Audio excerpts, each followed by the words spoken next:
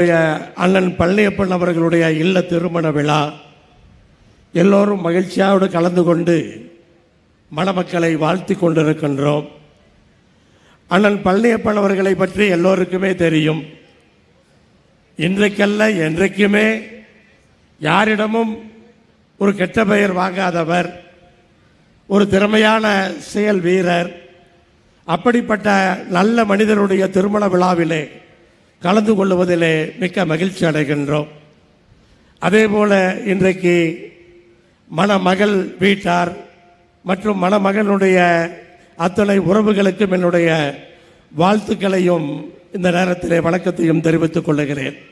மணமக்கள் 2 பேரும் இன்றைக்கு தமிழ்நாட்டினுடைய முதலமைச்சர் அவர்கள் எப்படி தமிழ்நாட்டை வளர்ச்சியிலே இந்தியாவிலேயே முதல் மாநிலமாக இன்றைக்கு உருவாக்கி இருக்கிறாரோ, அதை போல அதே எண்ணத்தோடு அந்த உணர்வுகளோடு இன்றைக்கு இந்த திருமணத்தை நடத்தி வைத்திருக்கின்றார். தமிழ்நாடு போல இந்த மணமக்களும் மிகப்பெரிய உச்சத்தை தொட வேண்டும் என்று வாழ்த்து இன்றைக்கு இந்த திருமணத்தை நடத்தி வைத்திருக்கிறார். அப்படிப்பட்ட மணமக்களுக்கு கொங்கு நாடு மக்கள் தேசிய கட்சியின் சார்பாக என் வாழ்த்துக்களை தெரிவித்துக் கொள்ளுகின்றேன். இன்றைக்கு இந்தியாவிலேயே தமிழ்நாடு 11.19% வளர்ச்சியை பெற்று முதல் மாநிலமாக இன்றைக்கு வந்திருக்கின்றது. அதற்கு பிறகு இருக்கிற உத்தரப்பிரதேசத்தை பார்த்தால் 8.99% தான். அவ்வளவு வித்தியாசம் நமக்கும் உத்தரப்பிரதேசத்திற்கும். டெல்லியினுடைய எவ்வளவு ஆதரவு இருந்தாலும் இன்றைக்கு உத்தரப்பிரதேசத்தை விட இவ்வளவு அதிகமாக நாம் இன்றைக்கு வளர்ச்சியை பெற்றிருக்கிறோம்.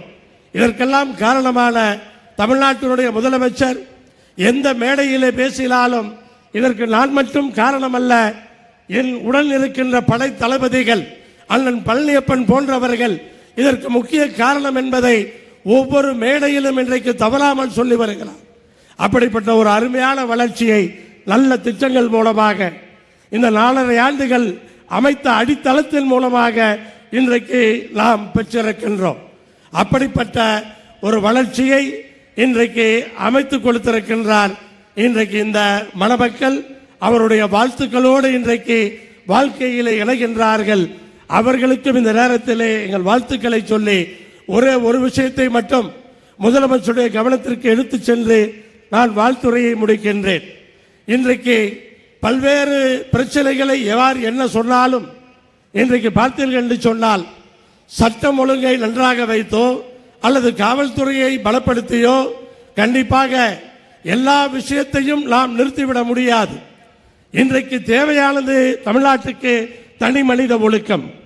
தனி மனித ஒழுக்கத்தை பள்ளிகளிலே எப்படி கொண்டு வரலாம் என்பதை கண்டிப்பாக இத்தனை முயற்சிகளை செய்து இவ்வளவு வளர்ச்சியை பெற்றிருக்கிற தமிழ்நாட்டினுடைய முதலமைச்சர் அவர்கள் கண்டிப்பாக தனி மனித ஒழுக்கத்திற்கான அந்த முயற்சிகளை அதற்கு என்ன செய்ய வேண்டுமோ அதை வளர்த்துவதற்கான முயற்சிகளை செய்தோம் என்று சொன்னால் கண்டிப்பாக தமிழ்நாடு இன்னும் பல மடங்கு வளர்வதற்கு அது காரணமாக அமையும் என்பதை இந்த நேரத்தில் சொல்லி மீண்டும் நான் மணமக்களுக்கு வாழ்த்துக்கள் சொல்லி 2 தரப்பு மணமகன் மணமக்கள் தரப்பு குடும்பத்தாருக்கும் என் வாழ்த்துக்களை சொல்லி நிறைவு செய்கிறேன்.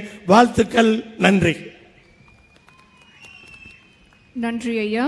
இந்திய கம்யூனிஸ்ட் கட்சியின் முன்னாள் மாநில செயலாளர் திரு முத்தரசன் அவர்களை வாழ்த்துரை